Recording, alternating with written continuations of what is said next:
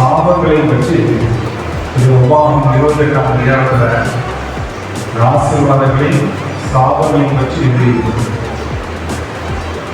ஆண்டவருடைய பிள்ளைகளாகிய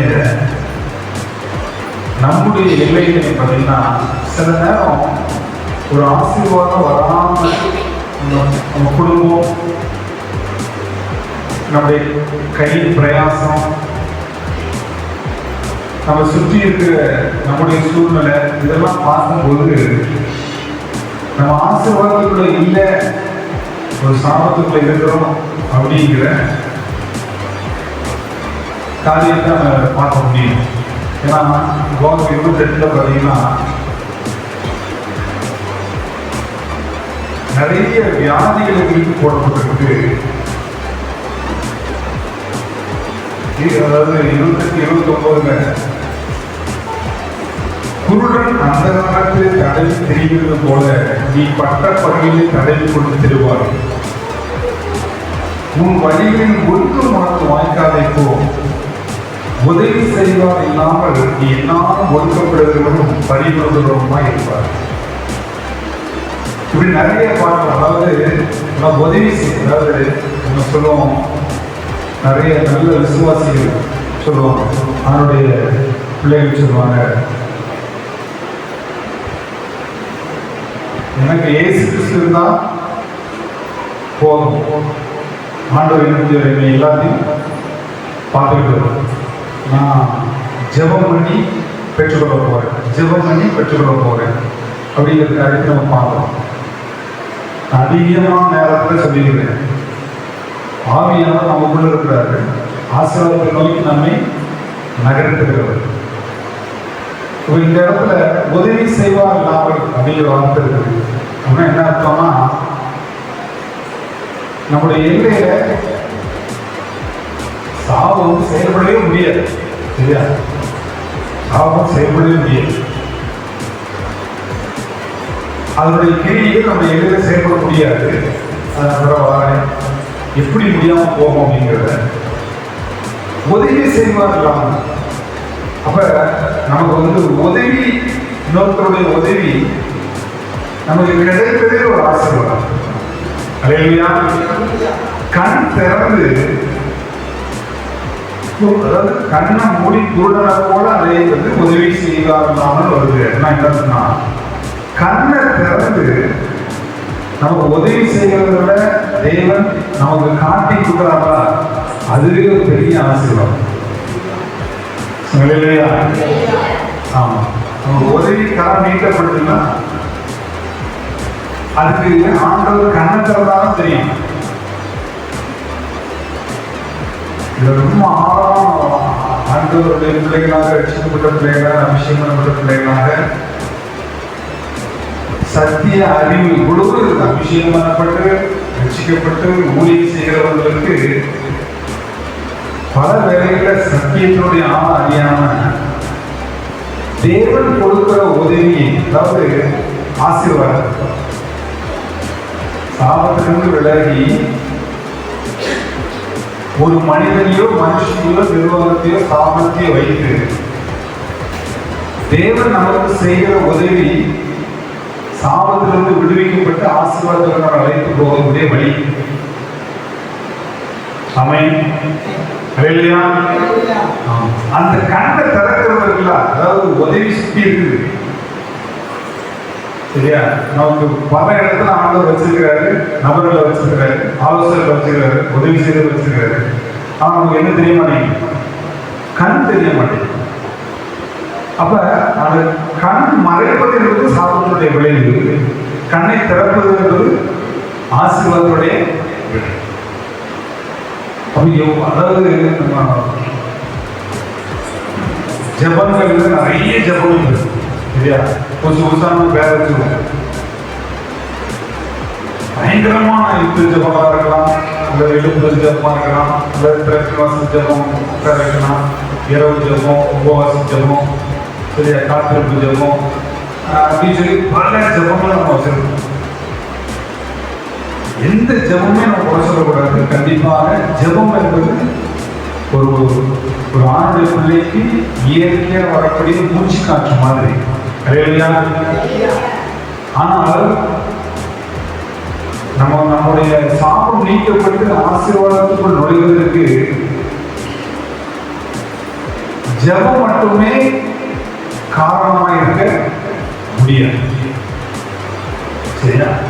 இப்ப இதுல உள்ள ஆசீர்வாதங்கள் சுதந்திரத்துக் கொள்வதற்கு ஆண்டவர் சொல்ற காரியம் என்னன்னு சொல்லி பார்த்தோம்னா 21 பழைய ஏற்பாட்டுல நியாயப்பிரமாணம், கட்டளை, கற்பனை என்பது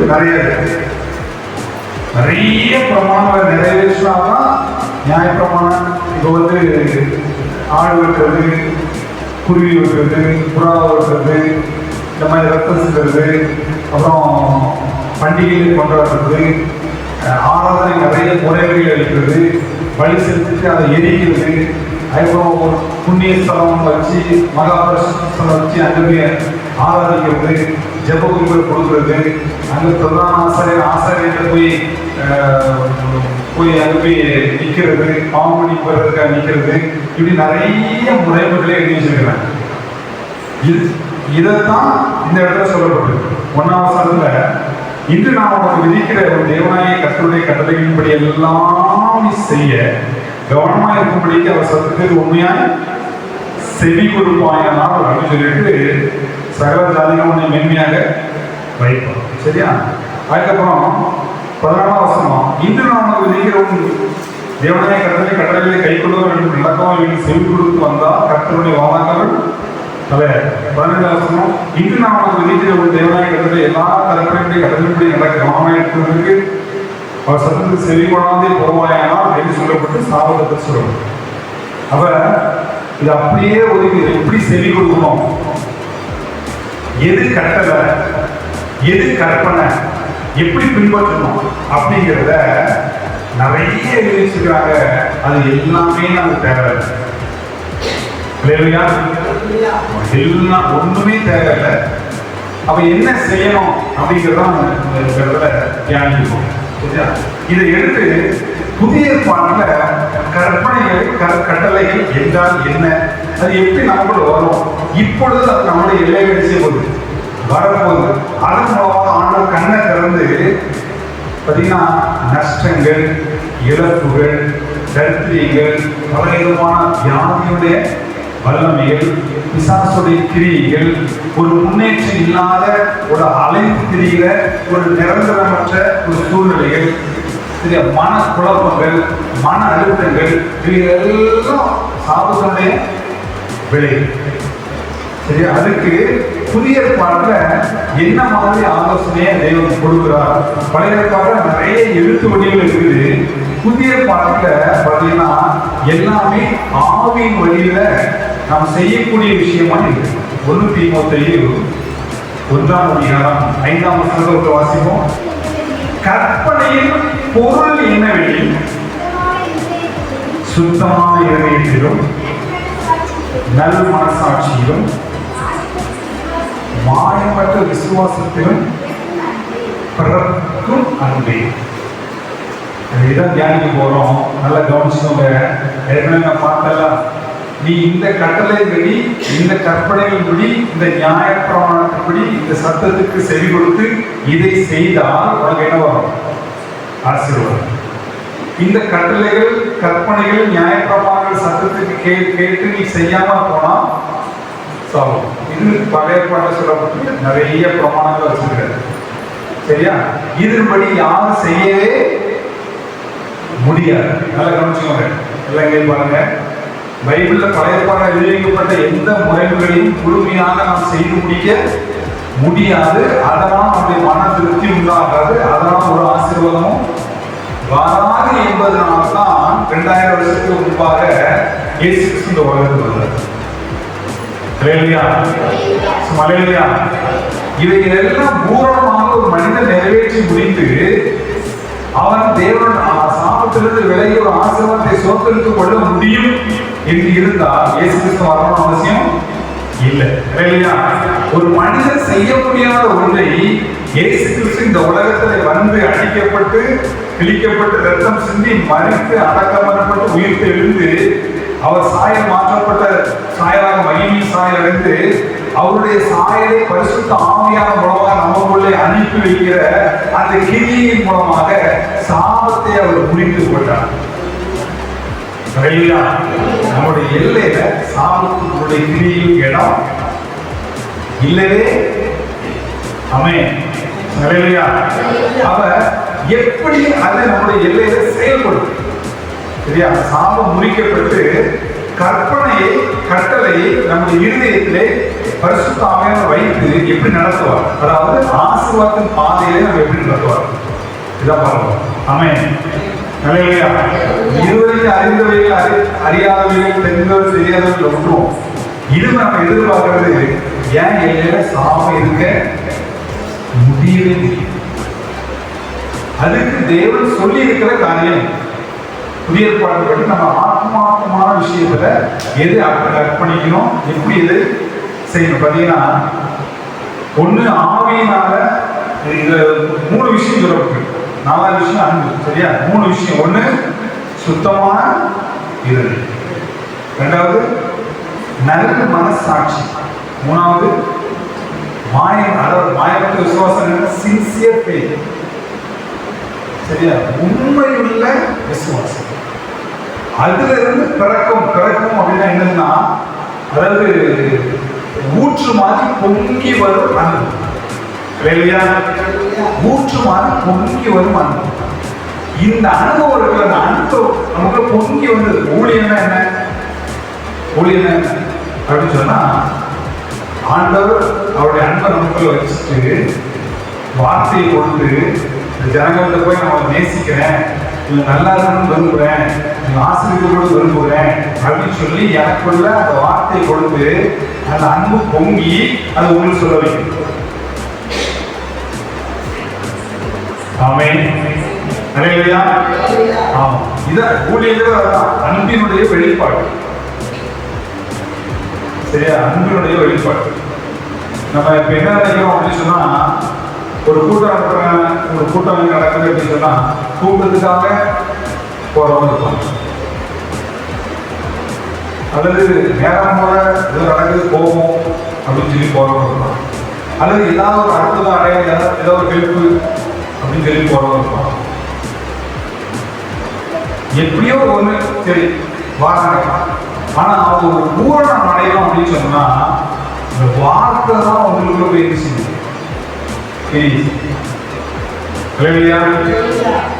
நல்லா பார்த்துக்கோங்க.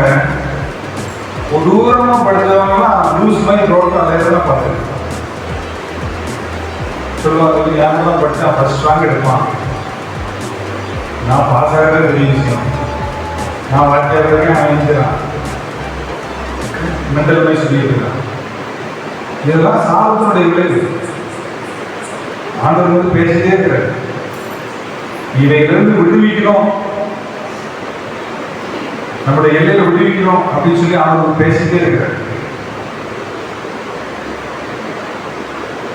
எதுக்கு பேசுறாரு அப்படின்னு சொன்னா, நம்ம கேட்டு செய்வதற்கு அல்ல, நமக்குள்ளே அது வைப்பது.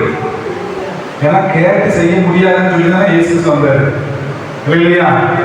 விருப்பம் உள்ளவங்க, வாஞ்சி உள்ளவங்க, அறிவு உள்ளவங்க, அறிவு உள்ளவங்கன்னா அது அறிஞ்சு கொண்ட சக்தி உள்ளவங்க உள்ள பரிசுத்த ஆவியாக கிரியை செய்யலாம். கிரியை செய்து சாபங்களிலிருந்து விலகி ஆசீர்வாதத்தை எல்லையை கொண்டு போறதுக்கு ஆண்டவருக்கு 4 விஷயம் சொல்லியிருக்கேன். இது எந்த விஷயமும் ஒரு மனித சக்தியினாலேயோ பக்தியினாலே யுக்தியினாலே வரக்கூடிய கிடையாது. எல்லா விஷயமும் பரிசுத்தாண்ட வல்லமையா வரக்கூடியது இல்லையா? இன்னைக்கு வரக்கூடியது போறது. சில பேர் வந்து இந்த வார்த்தை போதில் அந்த வார்த்தையை கேட்க முடியாதபடி இருக்கிற கடை வரும்போது சங்கடமா இருக்கும். ஏன்னா நமக்கு யாரெல்லாம் நம்முடைய உத்தரவாதத்துக்குள்ள இருக்கிறா, 3 பேர் இருந்து எல்லாம் ஊழியம் செஞ்சாங்க. அதுக்காகதான் அவங்களுக்கு 6:15 வரைக்கும் ஆயிடுச்சு ஆரம்பிக்கிறது சரியா? நான் வந்து 6 மணிக்கு ஆரம்பிக்கிறது இன்ட்ரெஸ்டாக பண்ணுறாங்க அப்படின்னு சொல்லிட்டு நீ விட்டாச்சு. ஆரம்பிக்கிறது அப்படி 6:15. ஆனால் அவங்க ஊழியம் செஞ்சது எனக்கு திருப்தி கிடையாது. அது சின்ன பிள்ளைங்க அவங்க செய்யும்போது சந்தோஷமா இருந்துச்சு. ஆனால் அதை நான் திருப்தியே கிடையாது. அவங்க ஆசீர்வதிக்கப்படணும். ஊழியம் செய்தால் ஆண்டவர் என்ன செய்வார்? கனப்படுத்துவார். நூறு சதவீதம் இல்லையா? ஒருவர் எனக்கு ஊழியம் செய்தால் ஆமாம். ஆனா இன்னும் நீ பார்த்தீங்கன்னா, நீ பெறப்பட்ட பின்பு உன் சகோதரன் நினைச்சு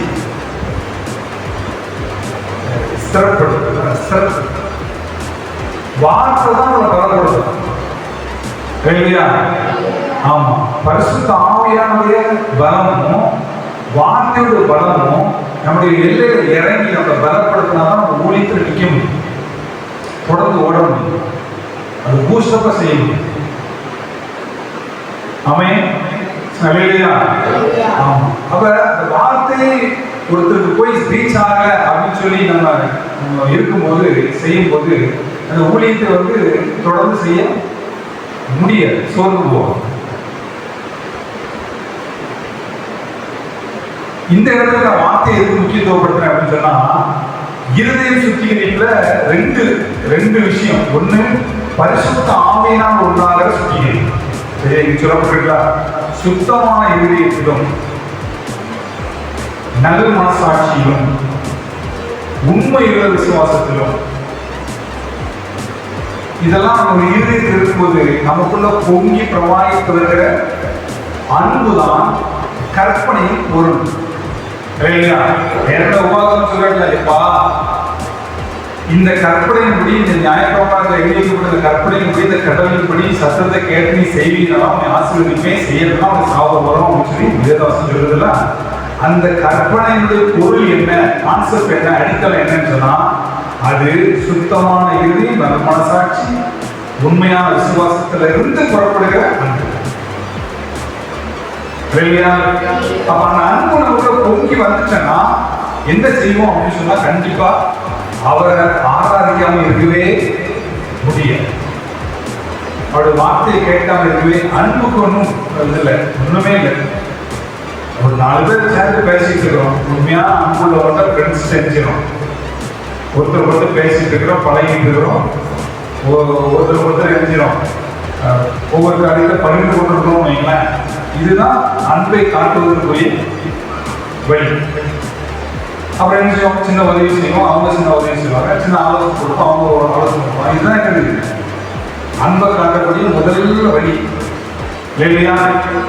அப்ப ஆண்டவர் மேல உண்மையான விசுவாசத்தோடும் அவர் மேல அன்பு செலுத்துகிற ஒரு நல்ல ஒரு நேரம் தான் ஆராதிக்கிற நேரம், அந்த பாடுற நேரம் இல்லையா? அவனுடைய வார்த்தையை கேட்கிற நேரம், ஆண்டுடைய ஆலோசனை கேட்கிற இந்த நேரம், ஆண்டோட ஜெபிக்கிற நேரம். ஆமென். அப்ப சுத்திகரிக்கப்பட்டாத இருதயத்தோடும் நல்ல மனசாட்சி இதுதான் ரொம்ப முக்கியமானது. நல்ல மனசாட்சி, உண்மையான விசுவாசம் இல்லாமல் ஆராதிக்கலாம். ஆனா அதோடு கூட சேர்ந்து ஆண்டவர் ஆராதிக்கும் போது அந்த அன்பு பிரவாகித்து நம்ம இருதயத்தில் அவருடைய அன்பு ருசிக்கிற அனுபவம் பிரவாகித்து அது செயல்பட ஆரம்பிக்கும். அடுத்தவங்களை பார்த்து எல்லாம் செய்யணும் அப்படிங்கிற தூண்டுதல் நமக்குள்ள என்ன செய்யும்? உள்ளுக்குள்ள வந்துகிட்டே இருக்கு. அப்படி தூண்டுதல் உள்ள இருக்கு அப்படின்னு சொன்னா நாம ஆசீர்வாதத்தை நோக்கி நகர்கிறோம் என்ற அர்த்தம். சாபத்தை விட்டு விலகி நம்ம கண்ணை திறந்து நமக்கு சரியான உதவிகள், சரியான வளர்ச்சி, சரியான பெருக்கம், சரியான மேன்மை, சரியான நபர்களோடு தொடர்பு, இது எல்லாம் நம்ம என்ன செய்யும்? வழிநடத்தும். யாருக்கெல்லாம் சாபம் என் வெளியில இருக்க கூடாது, ஆசீர்வாதத்தை நோக்கி நான் பயணிக்கணும் அப்படின்னு சொல்ற ஒரு அலையில சொல்லுவோம். அல்லேலூயா. சத்தமா சொல்லுங்க. அல்லேலூயா. அல்லேலூயா. ஆமென். ஆண்டவருடைய நல்லா புரியுங்க. கிறிஸ்தவ வாழ்க்கையில் இருந்து நிறைய சாபத்தில் இருக்கும். சாபத்துடைய முதல் அனுபவம் என்ன அப்படின்னு சொன்னா, சமாதான சந்தோஷம் இருக்காது, உள்ளுக்குள்ள என்ன இருக்காது? விடுதலையும் அன்பு இருக்காது. ஒரு கட்டப்பட்ட, ஒரு இருட்டடைஞ்ச, ஒரு நெருக்கப்பட்ட ஒரு வாழ்க்கை வாழ்ந்துட்டே இருப்பாங்க. ஆண்டவர்கள் இருக்கேன் சொல்லி. அப்ப அதுக்கு என்ன வழி அப்படின்னு சொன்னா, அதுக்கு பரிசுத்த ஆவியானவர் வெளியிட்டாரு. தேவ சமூகத்தை காத்துற சுத்தமுள்ள இறுதி, நல்ல மனசாட்சி, உண்மையான விசுவாசம் உனக்குள்ள வரும்போது உனக்குள்ள பொங்கி பிரவாகிக்கிற அன்பின் செயல்கள் உனக்கு வரும். அந்த செயல்கள் வரும்போது சாபம் ஒழிக்கப்பட்டு ஆசீர்வாதமே பயன்.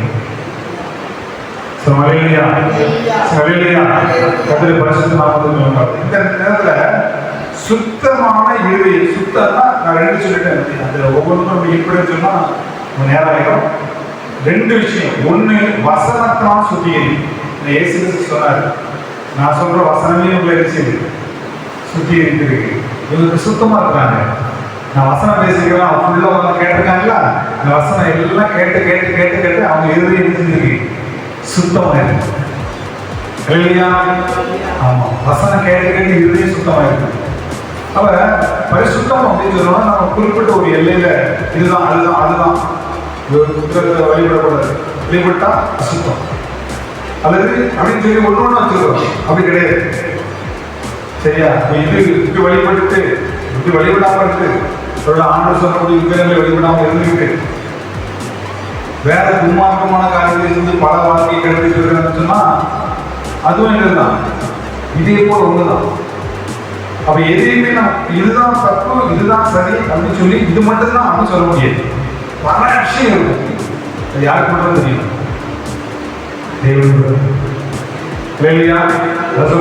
கொடுக்கப்பட்ட அபிஷேகம் உனக்கு போதிக்கும். என்ன போதிக்கும்? எது சரி இது எல்லாம் நடைமுறை வாழ்க்கையில தேவ ஆவியான அவங்களே இருந்து நம்ம நடத்துகிற பாதையில தான் அதையெல்லாம் கற்றுக்கொள்ள முடியும். ஒரு சுத்த இருதயங்கிறது வார்த்தையினாலையும் அடுத்தது பரிசுத்தாவினுடைய வல்லமையினால். நல்லா புரிஞ்சுக்கணும். பரிசுத்தாவியம் வரும்போது நீங்க பலனடைந்து நிறைய சொல்லலாம். போனதால நான் பலனடைந்து வச்சுல ஞானத்தை அறிவுகளுக்கு பலனடைந்து இதுல பலவீனம் என்றால் எது பலவீனம்? தேவனுடைய சித்தம் உள்ள, தேவனுடைய திட்டம் உள்ள, தேவனுடைய விருப்பமான உண்மையான பரிசுத்தமான ஒரு காரியத்தை நான் செய்ய முடியாமல் பலவீனப்பட்டு போய் ஒரு குற்ற மனசாட்சியோடு வாழ்ந்த ஒரு வாழ்க்கைக்குள்ள இருந்துச்சுன்னா பரிசுத்த ஆவியானவர் நம்முடைய பலவீனங்கள் அவர் வந்து இறங்கி நம்மை பலப்படுத்தி செய்யக்கூடாதவர்கள் இருந்து ஒன்றும் இல்லை. அதாவது ஒரு சென்சேஷன் தான் நமக்கு பிரச்சனை, நம்முடைய உள் உணர்வு. சரியா? இப்ப சிகரெட்டு குடிக்கிறாங்க, தண்ணி அடிக்கிறது ரெண்டாவது சொல்லணும். சிகரெட்டு குடிக்கிறாங்க. நான் பார்த்துருக்கேன், பையங்க வந்து சிகரெட்டு குடிக்க பழகிருப்பாங்க. பழகின பையங்க திரும்பி உடனும் முயற்சி பண்ணுவாங்க. 1 மாசம் 2 மாசம் 3 மாசம் விட்டுருவாங்க. ஆனா பக்கத்துல சிகரெட்டு குடிக்கிற பையன் இருக்கான்னு வைங்களேன், உட்காந்துருக்கான், அவன் குடிச்சு ஊதிக்கிட்டே இருக்காங்க, ஊத என்ன பண்ணிருக்கான், அந்த வாங்க அடிச்ச உடனே பழைய எண்ணம் உள்ள வந்து அந்த சென்சேஷன் அந்த சென்சேஷன் செய்யப்படாது. அது மறுபடியும் ஆசையை செய்யும் உள்ளுக்கு விடாது. இது ஒரு சின்ன விஷயம். இது குடி, இது 36 வயசு தரம், வேற கொலை பண்றது, எல்லாரும் ஜெயில 10 மாசம் இருந்து வெளியே வந்தவங்க என்ன நிறுத்த வருவாங்க, எப்படியா திரும்பி வளரணும், அதான் வளரணும். ஆனா வெளியே வந்தவங்க ரொம்ப சாப்பாடு வழி இருக்காது, வருமானம் இருக்காது, எவனா ஒரு ஐடியா கொடுப்பான், சரிடா பண்ணுவோம், அதாவது ஜாதியை தூண்டி விடுவோம், சரி பண்ணுவோம் அப்படின்னு சொல்லி அந்த உள்ளுக்குள்ள அந்த உடலும் மறுபடியும் குளித்து எழுப்பி, ஏன்னா அவன் பலவீனமாக இருக்கான், அவன் முடிவு எடுக்கிறான். என்ன முடிவு அப்படின்னு சொன்னா, நான் நல்லா வாழணும், இந்த வெட்டு விலகணும், இந்த குடியை விடணும், இந்த சமாதான கொள்கை விடணும், இந்த வெட்டு குத்த விடணும், இந்த ரவுடினத்தை விடணும் அப்படிங்கிற முடிவு எடுக்கிறான். ஆனா அந்த முடிவு எடுக்கிறதுக்கு அதன்படி செய்வதற்கு அவனுக்கு என்ன இல்லை, இது பெரிய விஷயம். சின்ன சின்ன விஷயங்கள் நாடகத்துக்கு அடிமையா இருக்குது, சரியா, செல்போனுக்கு அடிமையா இருக்குது, அது ஏதாவது டிவி நிகழ்ச்சிக்கு அடிமையா இருக்குது, ஆண்டோடைய ஏதாவது அடிமையா இருக்கு. அந்த தொழில் ஊழியத்துக்கு அடிமையா இருக்கலாம், என்ன ஊழியத்து செய்யறது அடிமையா இருக்கலாம், ஆண்டோட ஆராதனைக்கு அடிமையா இருக்கலாம், ஆண்டோடைய நீதி உள்ள காரியங்களை செய்யறதுக்கு அடிமையா இருக்கலாம்.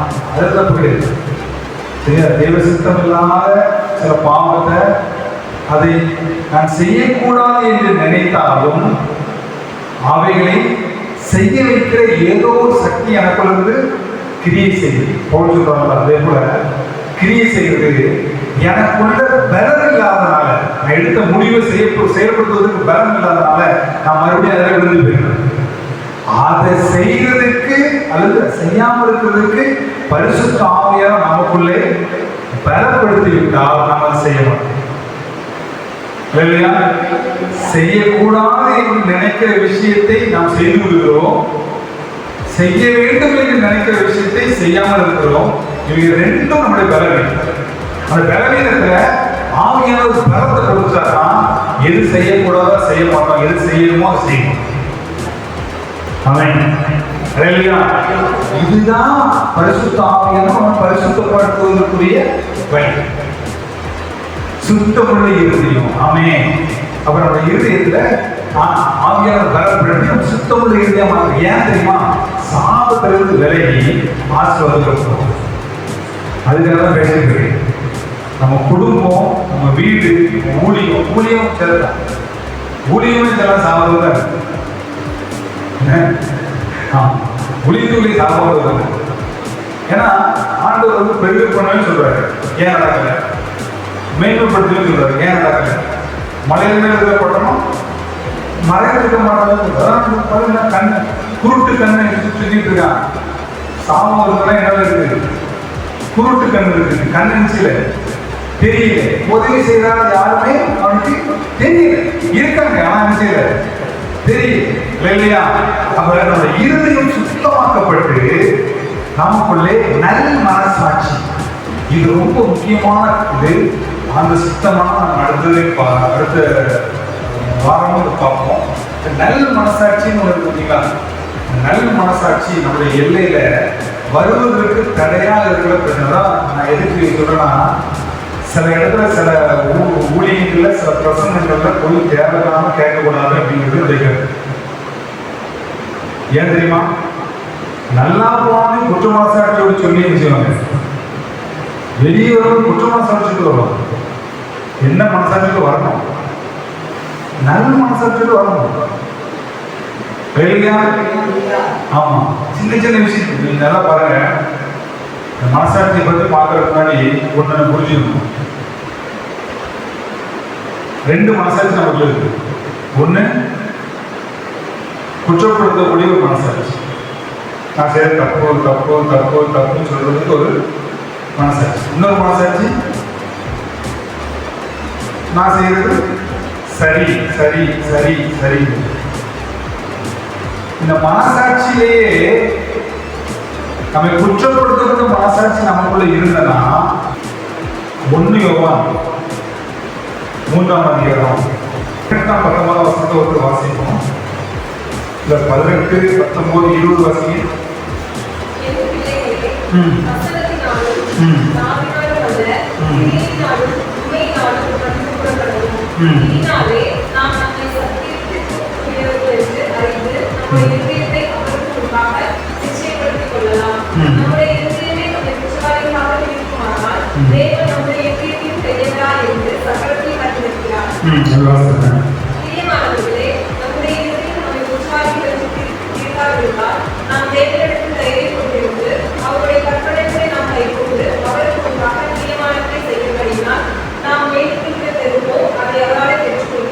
கவனிங்க, இந்த இடத்துல நீங்க இப்படி கொஞ்சம் அப்படி வெளியே வந்துருங்க, மைண்ட் வந்துருங்க.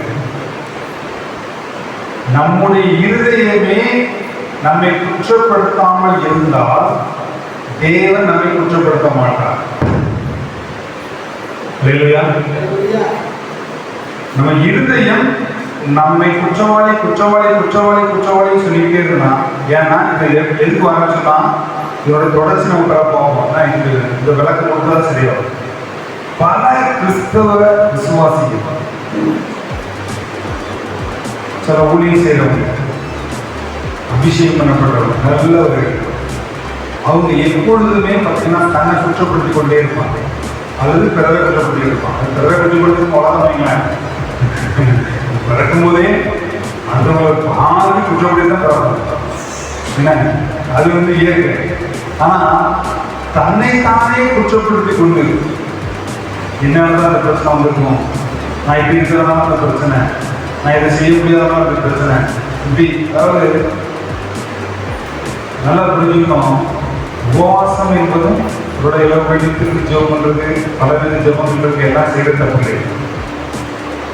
ஆனா சப்போஸ் ஒரு வயசான ஒரு 70 வயசு மேலான ஒரு நபர் அவர் ஒரு முறை சொல்ல கேள்விப்பட்டிருக்கேன், என்னன்னு சொன்னா நல்லா உதவி செஞ்சாங்கதான். அவருக்கு உடம்புல ஒரு பிரச்சனை வந்தோடனே அவர் சொல்றாரு,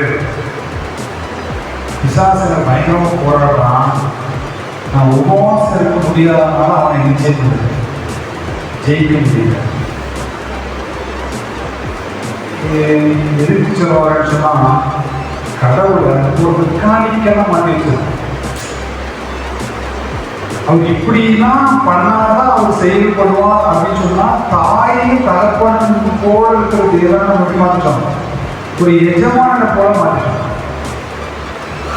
நம்ம ஒரு இப்படி இதெல்லாம் செஞ்சாதான் அவர் சம்பந்தம் அப்படிங்கிறத மாற்றோம். அப்ப நமக்கு முடியலை அப்படின்னு சொன்னா அவருக்கு என்ன செய்யும் தெரியும் இல்லையா? ஆமா, நமக்கு உபவாசத்துக்கு முடியல, அதாவது ஜெபிக்க முடியல, அதாவது சூழ்நிலை பாதகமா இருக்கு அப்படின்னு சொன்னா அவருக்கு என்ன செய்யும் தெரியுங்கிறது நமக்கு தெரியும். இதுதான் பிரச்சனை, நம்முடைய மனசாட்சி நம்மளை குற்றப்படுத்துது, நம்ம உபவாசம் இருக்க முடியல, அதனாலதான் இது பிசாசு செய்யுது போராடுது அப்படின்னு சொல்லி குற்றப்படுத்தினா, நம்முடைய மனசாட்சியை நம்மை குற்றப்படுத்தினால் தேவன் நம்மளை ஒண்ணு செய்ய முடியாது. நம்முடைய இதயமே நம்மளை குற்றப்படுதுன்னா, ஆண்டவர் நம்ம குற்றவாளியை எப்படி குற்றப்படுத்துறோமோ அப்படியே அவரும் செயல்படுவோம். அப்ப நம்முடைய இருதயம் நம்மை குற்றப்படுத்தாதது குற்ற உணர்வு விட்டு என்ன செய்யணும் வெளியே வரும். அல்லேலூயா, அல்லேலூயா. அது ஒரே ஒரு வழிதான், ஒரே ஒரு வழிதான், தைரியமாய் கிருபாசன தண்டை. அப்படின்னா எங்க அப்படின்னா, கிருபாசனா கிருபை உட்கார்ந்து இருக்கிற சீட்னா பதவி அல்லது சிங்காசனம், கிருபை உட்கார்ந்து சிங்காசனம். அப்ப தேவனிடத்தில் வரும்போது அவர் நம்ம மேல கிருபைனா, அது ஷார்ட்டா ஒரே வார்த்தை சொல்லுது, கிருபைனா நம்ம உடனே புரிஞ்சுவாங்க உச்சக்கட்ட அன்பு. இந்த கிருபை சொன்னா நமக்கு அது ஏதோ சாதாரண ஏதோ கிருபைங்கிறது தரமான இருக்கு, அப்படி கிடையாது. உயிரை கொடுக்கிற அளவுக்கு நம்மை வைத்திருக்கிற உச்சக்கட்ட அன்பு. கடவுள் மனிதனாக மாறி நமக்காக மறித்து அடக்கம் பண்ணப்பட்டு உயிர்த்தெழுந்து கிறிஸ்துவின் இயேசு மூலமாக அன்பை நமக்கு காட்டி உயிரை விட உன்னை நான் நேசிக்கிறப்பா அப்படின்னு சொல்றாங்க. அது வேற இல்லையா? சிறுவை அப்படின்னா என்னது அப்படின்னா பனிஷ்மெண்ட் கிடையாது, கிருபை. கிருபை என்னது? உச்சக்கட்டாங்க. நம்ம வந்து சில பார்த்தீங்கன்னா சிறுகளை ஏசி இருப்பாங்க, அடிச்சுட்டு இருப்பாங்க, அடிச்சுட்டு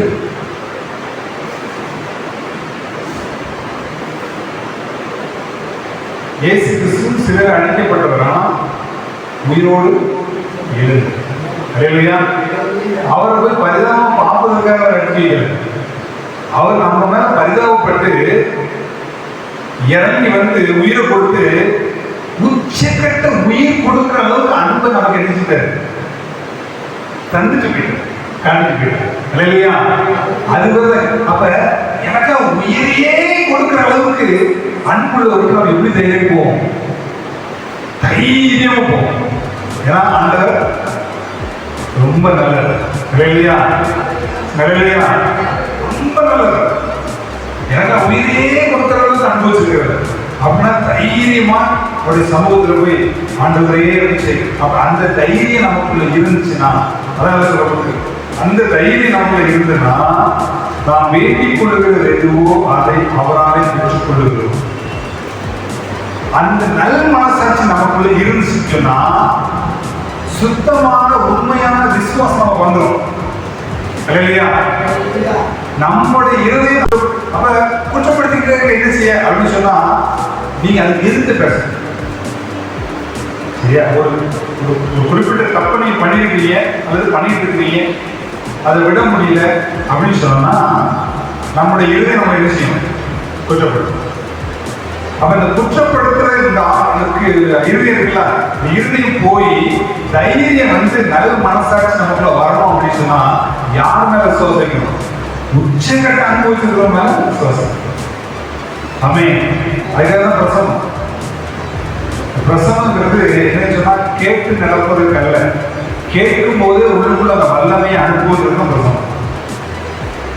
அப்ப அந்த குற்றம் அந்த மனசாட்சி நீங்க பரிசுத்தாய் நம்மள கிரியை செய்யும் போது நமக்கு ஒரு தைரியம் வரும். தைரியம் எதை கேட்டாலும் அந்த தருவாரு.